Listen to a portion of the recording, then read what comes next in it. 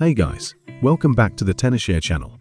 Zoom is a useful iPhone feature, but if it turns on accidentally and you don't know how to get out of it, it can be frustrating, especially if you can't unlock your phone. Fortunately, fixing it is simple. Here I will show you how to exit it and give you some useful tips. Let's get started. First, try the 3-finger tap. Just double tap the screen with 3 fingers to zoom out. If that works, great. To prevent this from happening again, go to Settings. You can search for Zoom and turn it off. Also, I've tested it. If Zoom mode is enabled, you won't be able to use Siri to get it out. So if this not working, you can do a force restart.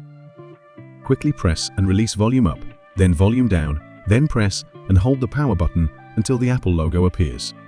This usually resets the Zoom state without changing any settings. If you're still stuck, try using iTunes or Finder. Connect your iPhone to a computer. Open iTunes or Finder. Go to your device page. Scroll down.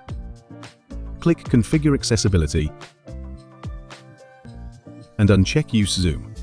This works only if your phone is unlocked and trusted on the computer. If you're locked out, ReiBoot can help. Connect your iPhone to a computer. Enter recovery mode, just like force restart, but press the power button until the support screen comes out. And use the exit recovery mode feature to reset the Zoom state. If your phone have issues like crashes, frozen, or stuck in a boot loop sometimes, you can do a standard repair to fix your phone without data loss. Okay, if you are interested, Zoom isn't just for screen magnification.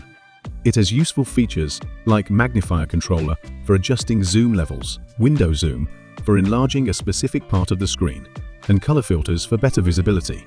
If you rely on Zoom, consider customizing these settings instead of turning it off completely.